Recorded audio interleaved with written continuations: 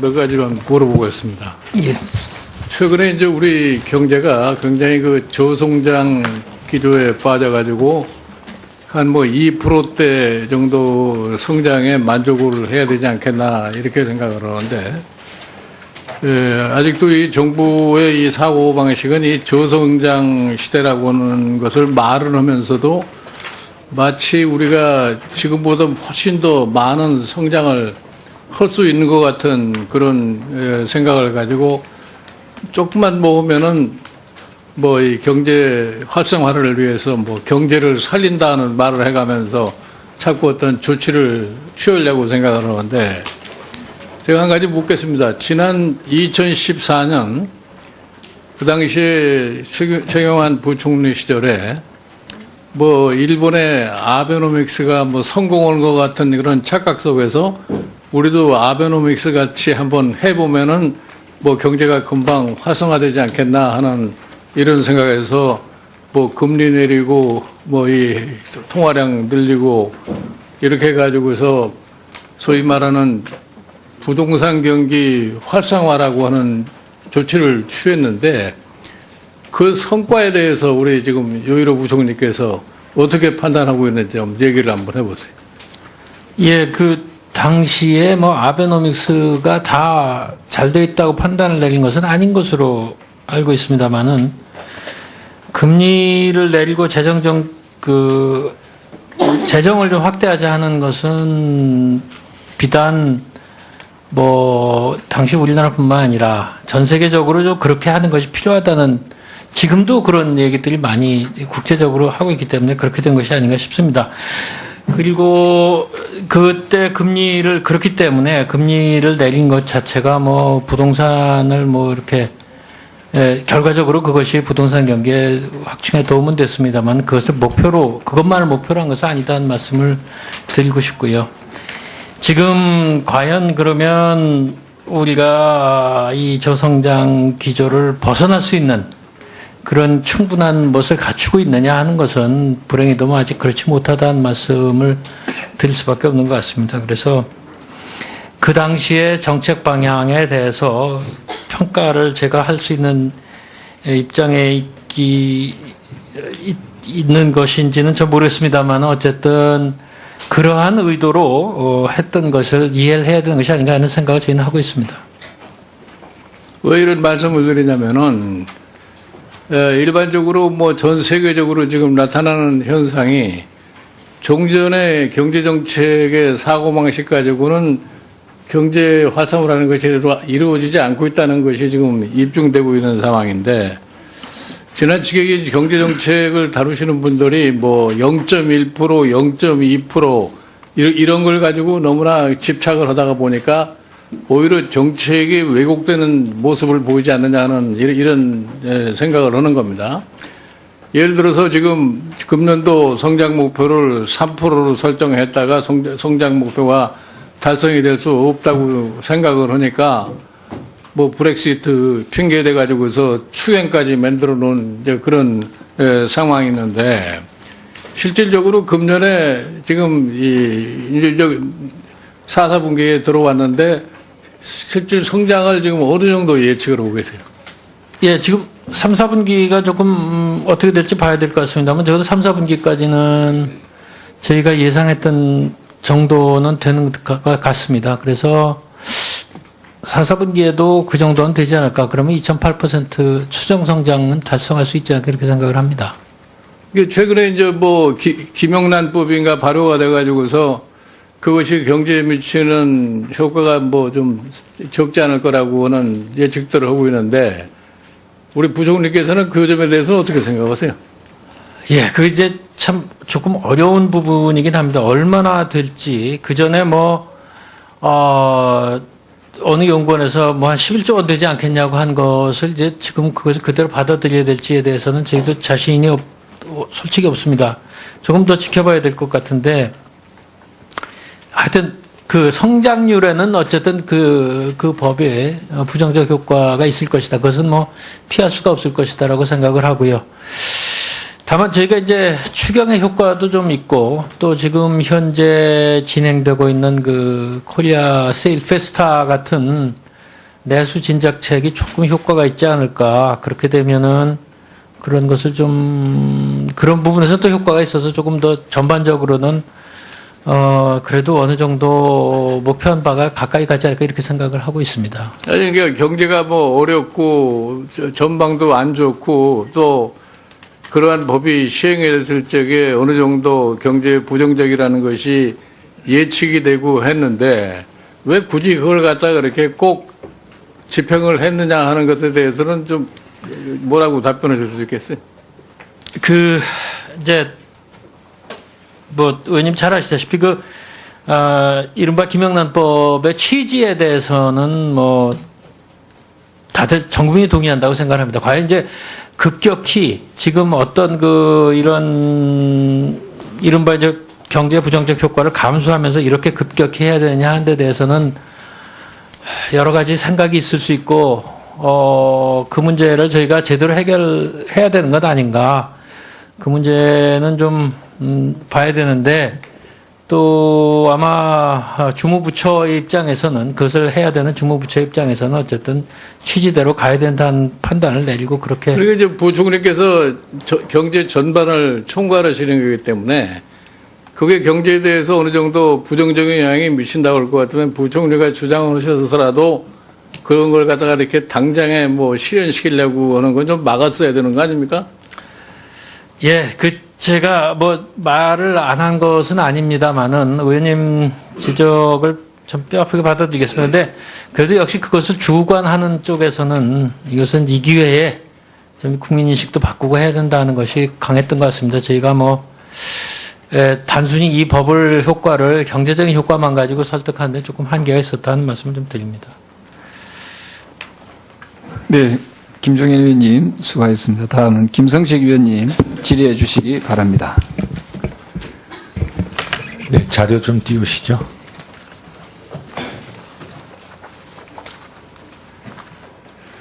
네, 국민의당 김성식 의원입니다. 서울 관악갑 출신입니다. 다음 페이지 부탁합니다. 네, 우리 기재부 공무원들 수고 많으십니다. 근데 여러분이 구사하는 경제정책에 여러분은 과연 얼마나 확신과 자신감을 갖고 계십니까? 이것이 오늘 여러분과 나누고자 하는 주제입니다. 코바디스 한국 경제 어디로 가는가? 뉴노멀 시대에 우리는 그 기준점을 새로 찾고 있는가? 이런 문제들입니다.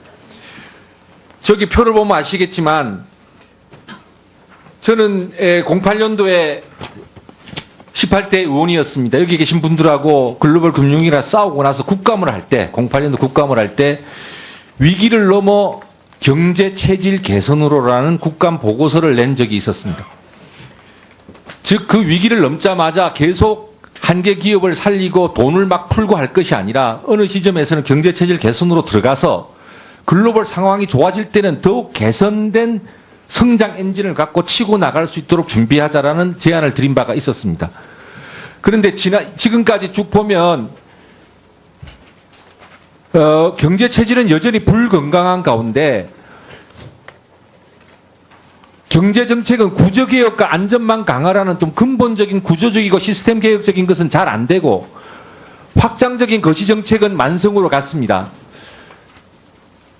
그래서 솜사탕은 먹고 결과적으로 운동을 안 하는 것이 되어서 불건강한 경제 체질과 구조개혁은 안 되고 확장적 거시 정책은 만성이 되는 것이 서로 악순환이 되어서 확장적 거시 정책을 써도 투자가 늘지 않고 소비가 늘지 않고 그거를 조금 더 긴축적으로 가져가서 체질을 강화하려면 체질들이 워낙 힘드니까 가계부채 등으로 해서 무슨 사고가 날까봐 정책을 못하고 이 악순환이 계속되다 보니까 그 다음 분홍색 부분입니다. 경제 체질은 계속 이제 만성질환으로 가고 있는 거고요. 거시정책은 실효성이 떨어지고 부작용이 심화됩니다. 그 결과 파란색 부분입니다. 기재부는 어느 순간 단기 성과의 중심으로 하고 때로 구조개혁에 대한 얘기를 하지만 실천이 따르기 어렵고 한국은행은 단기 무사고만 벌어지면 되는 거죠. 통화정책이 도대체 설명이 안 됩니다. 결과적으로 거시경제의 두 축인 기획재정부와 한국은행이 정책 실패보다 더 위험한 정책 표류 상태에 있는 것이 아닌가. 감히 말씀드리자면 혹시 내 임기 중에만 큰 일이 터지면 안 되는 게 아닌가. 대우해양조선이나 한진 이번에 터졌던 것이 확인되듯이 저는 이런 상태에 와서 궁극적으로 오른쪽 왼쪽 그 부분입니다. 이제는 경제정책의 비전, 전략, 정책 조합의 방향 감각, 자신감이 다 상실되고 따라서 대한민국 경제를 어디로 가고 있는지 경쟁력, 성장, 잠재력 다 떨어지고 소득, 고용, 교육 모든 부분의 격차는 심화돼서 국민들은 절망하는, 물론 기재부만의 책임이 아닙니다. 구조개혁과 안전망 강화라고 하는 경제정책과 사회정책의 조합을 꾸준히 함께 합의해서 실천해오지 못한 정치권도 저는 큰 책임이 있다고 보지만 경제정책의 사령탑인 기재부가 저는 저렇게 표류하고 있다고 생각합니다. 우선 잠깐 유일호 장관께서 적에 대한 저런 지적에 대한 성찰적 이야기를 한번 해보시기 바랍니다. 예, 그 의원님 그때에 내셨던 그 정책 보고서를 저도 기억을 합니다. 의원님이 보시는 저와 같은 것에 이게 이제 저 반대로 악순환이 안 되고 잘 되어야 된다. 선순환으로 해서 이렇게 잘 돼야 된다는 그 인식에는 저도 동의를 합니다. 이제 저희가 부족해서 좀 안 된 데도 있다고 보는데요. 그러나 이제 저희가 기재부 입장에서는 지난 3년 반을 보면 단기 성과만을 추구하지는 않았다 하는 말씀을 드리고 싶습니다. 어쨌든 알겠습니다. 시간 관계에서 그 정도 답변을 제가 좀 듣고요. 그런데 다는 아니겠죠. 그러나 구조개혁이나 안전망 강화 쪽은 일종의 따지면 운동을 하는 거고 우리가 체질을 바꾸는 쪽이니까 소홀히 되고 아무래도 급하니까 재정 확장, 통화 정책 확장 이런 걸 통해서 자꾸 거시정책 쪽이 저렇게 만성화되어 가니까 이제는 정책이 표류하게 돼 있다는 이 시점, 이런 지적에 대해서 경청을 하셔야 되고 저는 이런 차원의 근본적인 고민이 기획재정부와 또 거시정책 당국자 간에 한번 터놓고 흉금 없이 논의를 좀 하기를 제안드립니다. 다음으로 가겠습니다. 크게 보면 이런 겁니다. 가계 정부 기업의 총체적 부실이고 정부는 세수가 줄고 그러니까 정부는 이제 부채가 늘고요. 기업 같은 경우에는 지금 구조조정이 실패해서 투자도 잘 안 됩니다. 확장적 거시정책을 해도 가계의 경우 소득이 아니라 소비가 줄고 지금 부채가 늘고 있는 상황입니다. 다음. 자, 정부 부실 부분에 대해서는 박근혜 정부는 무려 지금 3년 반밖에 안 됐는데 국가 채무만 194조, 이명박 정부 때보다 훨씬 많고 5년보다 많고요. 관리 대상 수지 적자는 노무현 정부 때보다 훨씬 엄청나게 많습니다. 저 상황 알고 계시죠? 예. 다음 페이지입니다. 기업 부실입니다. 사례만 들겠습니다. 총량은 따지지 않고 국책은행이 조선업에 2015년 말에 갖고 있었던 익스포저 40조였고요. 국민의 생돈을 넣는 거나 다름없는 출자 전환 3조이고요. 어제 신문에는 수출입은행이 2조 더 출자 전환한다고 합니다. 맞죠? 그것은 어제 그것은 좀 보도는 아직 그렇게 저희가 정한 것은 어쨌든 아닙니다. 저렇게까지 구조조정이 지연돼서 나중에 국민 돈이 많이 들어갔잖아요. 적시에 구조조정이 이루어지지 못했지 않습니까? 다음. 가계부실, 경제혁신 5개년 계획에 여러분이 공약한 것입니다. 국민들한테 제시한 것이 소득 대비 부채 비율은 17년까지 5%포인트로 낮추겠다. 제 말 맞죠? 예. 그런데 결과적으로 현실이 어떻습니까? 3년 만에 10.5%포인트가 급증해서 170%까지 왔습니다. 약속을 지키지 못했습니다. 가계부실은 더 심해졌습니다. 다음. 자, 정부 부실에 대해서 아까 제가 설명을 드린 대로 이렇게 되어 있는데 다음. 지금 계속해서 공약 가계부 관련해서 별도 협의 조정을 하지 않고 있다고 말을 하고 있습니다. 제가 자료 요구를 하면 이게 말이 됩니까? 저희가 공약 가계부로 해서 별도 협의 조정은 하고 있지 않습니다만 기재부 차원에서는 저것을 충분히 지금 모니터를 하고 하도록 알겠습니다. 그렇게 하고 있습니다. 그러니까 공약 가계부는 내부 이미 참고라는 게 좀 표현이 빌공짜 공약 가계부로 바뀌었습니다. 다음 페이지 꼭 봐주십시오. 이게 여러분이 내신 중기재정 계획인데요. 왜 2014년부터는 언제 균형 재정을 이루겠다는 내용을 보고서에 담지 않고 있습니까? 그리고 왜 2013년까지는 보고서에 담았습니까? 균형 재정을 맞추기 위한 노력이 이미 포기했다는 증거 아닙니까? 예, 포기는 아니고요. 하여튼 지금 저것을 원래 계획대로 마치지 못한 데 대해서는 정부로서도 굉장히 국민들께 송구스럽게 생각을 합니다. 여러 가지 이유가 있겠지만, 그러나 어쨌든 좀 늦춰지더라도 저것을 달성하겠다 하는 그런 목표를 자체를 포기한 것은 아니다 하는 말씀을 드립니다. 금년도 성장 목표를 3%로 설정했다가 성장 목표가 달성이 될 수 없다고 생각을 하니까 뭐 브렉시트 핑계대 가지고서 추경까지 만들어 놓은 이제 그런 상황이 있는데 실질적으로 금년에 지금 이제 4, 4분기에 들어왔는데 실질 성장을 지금 어느 정도 예측을 하고 계세요? 예, 지금 3, 4분기가 조금 어떻게 될지 봐야 될 것 같습니다만 적어도 3, 4분기까지는 저희가 예상했던 정도는 되는 것 같습니다. 그래서 4, 4분기에도 그 정도는 되지 않을까. 그러면 2.8% 추정 성장은 달성할 수 있지 않을까 이렇게 생각을 합니다. 이게 최근에 이제 뭐 김영란법인가 발효가 돼가지고서 그것이 경제에 미치는 효과가 뭐 좀 적지 않을 거라고는 예측들을 하고 있는데 우리 부총리께서는 그 점에 대해서는 어떻게 생각하세요? 예, 그 이제 참 조금 어려운 부분이긴 합니다. 얼마나 될지 그 전에 어느 연구원에서 뭐 한 11조 원 되지 않겠냐고 한 것을 이제 지금 그것을 그대로 받아들여야 될지에 대해서는 저희도 자신이 솔직히 없습니다. 조금 더 지켜봐야 될 것 같은데 하여튼 그 성장률에는 어쨌든 그 법에 부정적 효과가 있을 것이다. 그것은 뭐 피할 수가 없을 것이다라고 생각을 하고요. 다만 저희가 이제 추경의 효과도 좀 있고 또 지금 현재 진행되고 있는 그 코리아 세일 페스타 같은 내수 진작책이 조금 효과가 있지 않을까. 몇 가지만 물어보겠습니다. 예.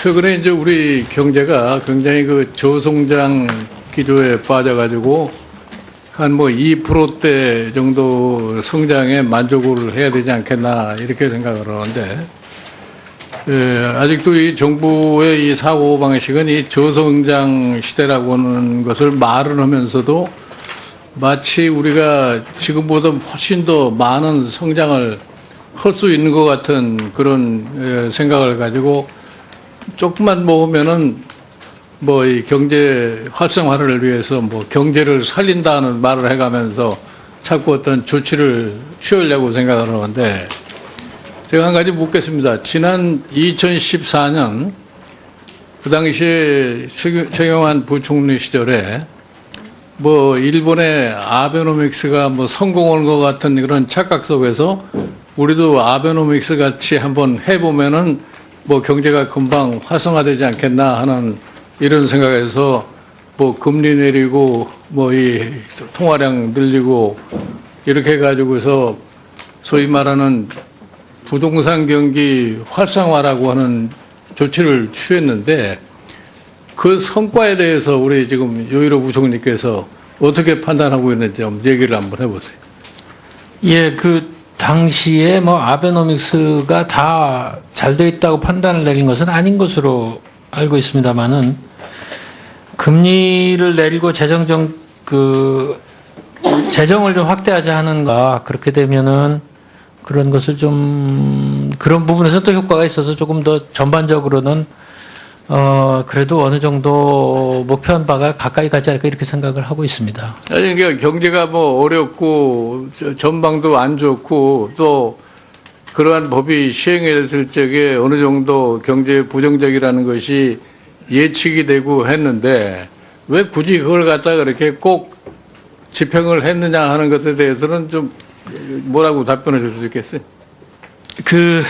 이제 뭐 의원님 잘 아시다시피 이른바 김영란법의 취지에 대해서는 뭐 다들 전 국민이 동의한다고 생각합니다. 과연 이제 급격히 지금 어떤 이런 이른바 이제 경제 부정적 효과를 감수하면서 이렇게 급격히 해야 되느냐 하는 데 대해서는 여러 가지 생각이 있을 수 있고 그 문제를 저희가 제대로 해결해야 되는 것 아닌가. 그 문제는 좀 봐야 되는데 또 아마 주무부처의 입장에서는 그것을 해야 되는 주무부처 입장에서는 어쨌든 취지대로 가야 된다는 판단을 내리고 그렇게. 그리고 이제 부총리께서 경제 전반을 총괄하시는 거기 때문에 그게 경제에 대해서 어느 정도 부정적인 영향이 미친다고 할 것 같으면 부총리가 주장을 하셔서라도 그런 걸 갖다가 이렇게 당장에 뭐 실현시키려고 하는 건 좀 막았어야 되는 거 아닙니까? 예, 제가 뭐 말을 안 한 것은 아닙니다만은 의원님 지적을 좀 뼈아프게 받아들이겠습니다. 근데 그래도 역시 그것을 주관하는 쪽에서는 이것은 이 기회에 좀 국민인식도 바꾸고 해야 된다는 것이 강했던 것 같습니다. 저희가 단순히 이 법을 효과를 경제적인 효과만 가지고 설득하는데 조금 한계가 있었다는 말씀을 좀 드립니다. 네, 김종인 의원님 수고하셨습니다. 다음은 김성식 의원님 질의해 주시기 바랍니다.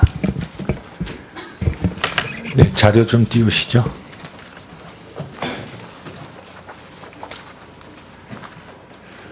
네, 국민의당 김성식 의원입니다. 서울 관악갑 출신입니다. 다음 페이지 부탁합니다. 네, 우리 기재부 공무원들 수고 많으십니다. 근데 여러분이 구사하는 경제정책에 여러분은 과연 얼마나 확신과 자신감을 갖고 계십니까? 이것이 오늘 여러분과 나누고자 하는 주제입니다. 코바디스 한국경제 어디로 가는가? 뉴노멀 시대에 우리는 그 기준점을 새로 찾고 있는가? 이런 문제들입니다.